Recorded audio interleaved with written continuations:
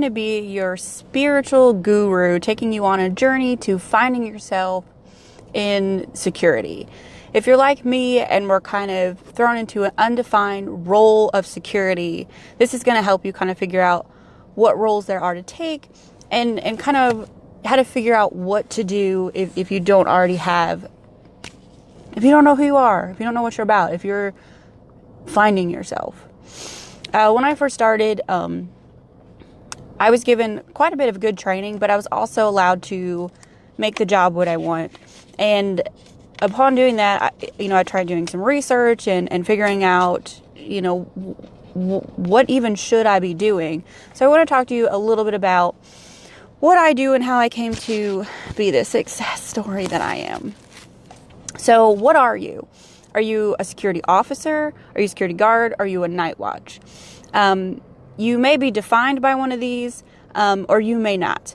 When I think of a security officer, I think of someone who is more tactical like myself, or who may be licensed or certified, making them, have a little more authority. Some security officers can arrest people and take them to jail. For example, like a college university security officer, they have some arrest powers. So if you're more like that, you probably don't even need this video. If you're a security guard, you're going to be kind of a mix between a little bit of everything. A guard is, when I think of a guard, I think someone who is guarding a property, product, and people, much like someone at the mall. They're not so much, walking around shaking hands and dealing with the patrons as they are protecting assets and employees. Night watch, you are, probably hanging out in securing, empty facilities where you're still going to be guarding probably product and a building. You are pretty much alone and aren't necessarily dealing with the public. For me, I'm a mix of all three. I'm, a tactical security officer. I guard my office, my property, against vandalism. And I'm also night watch. I do work at night and our office is closed. So it's just me in there. So I do a little bit of all three, and you may as well.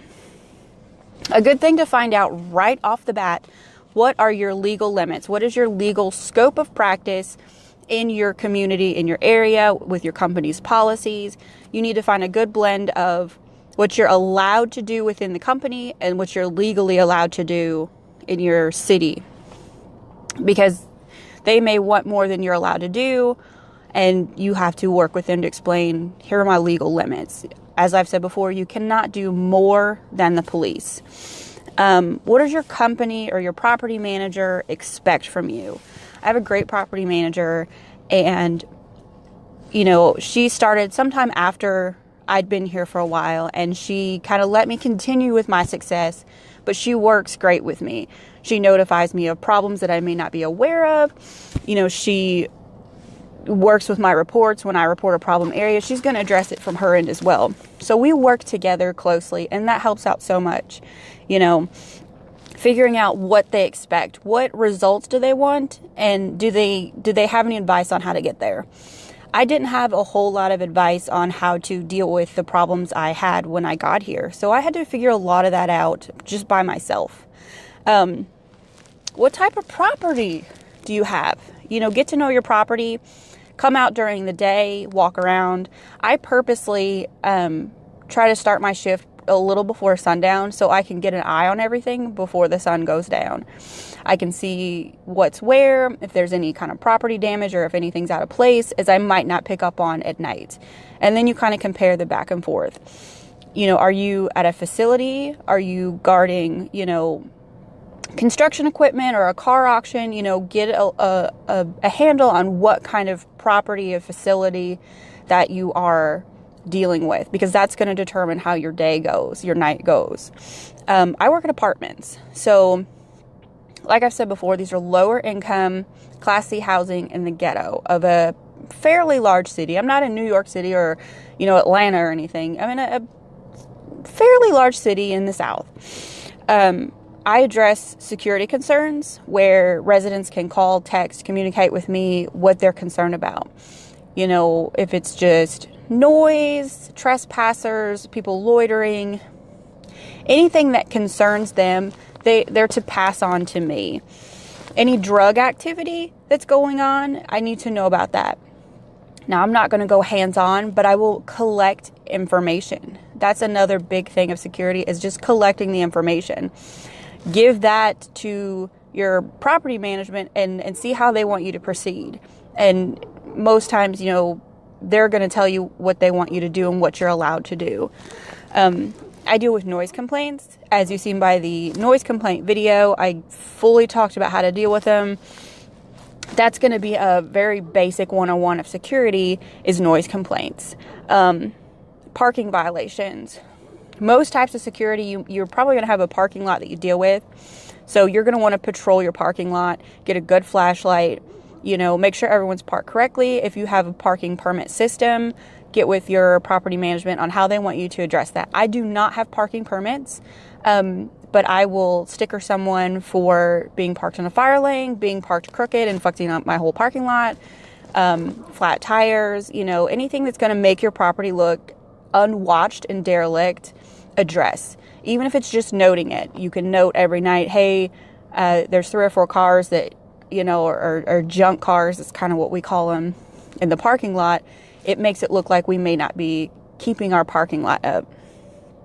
A typical day for me, I will come in, I will do a vehicle patrol of both properties. Sort of a perimeter check is usually how I log it.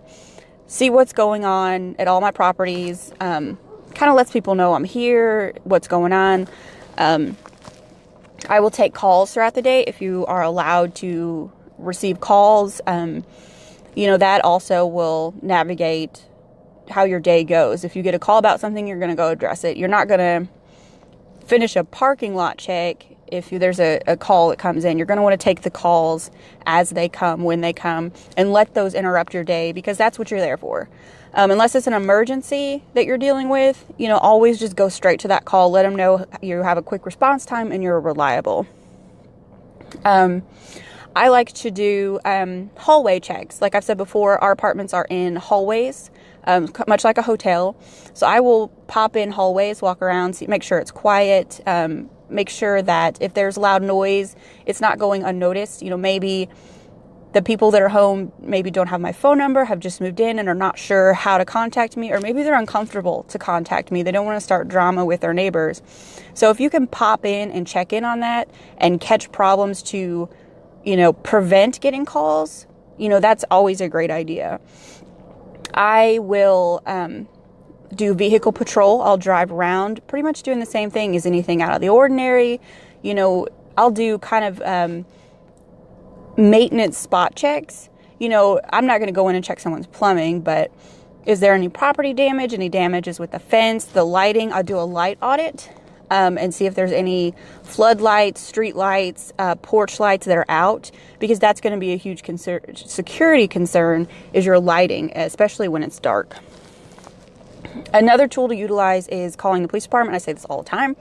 I'm going to post a video here in the next day or two about how to call dispatch versus 911, how to call the police, how to articulate your issue, and then how to deal with and assist the police when they come. I also want to give a shout out to the Thin Blue Line organization.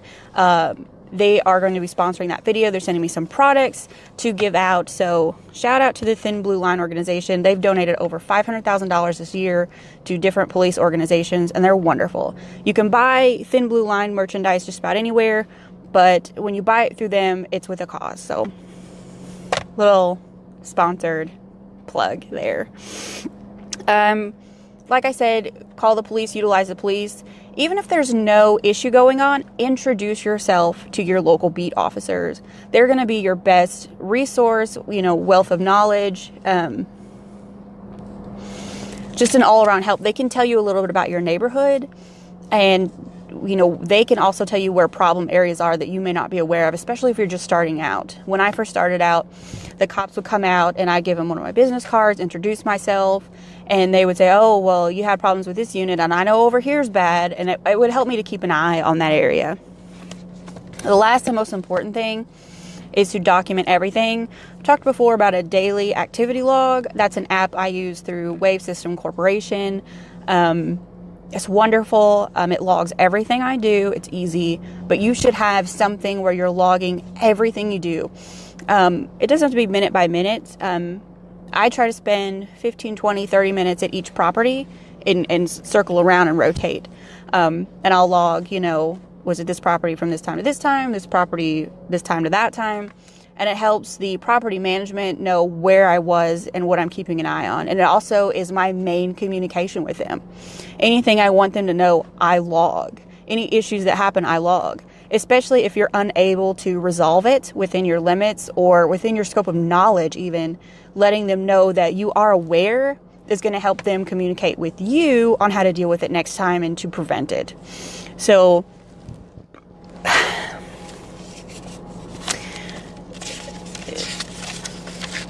those are my basics for security. I'm probably going to do a series of these and get more and more in depth. But if you are a new security officer or if you're starting your own security business, do your research, get with your local law enforcement, and drop your questions and concerns down below. I'd love to figure them out for you. And if you like my 70s porno intro, security secrets, it's made by panzoid.com. It's an awesome place for intros, outros, to make your own little videos, and I recommend them. So stay safe out there.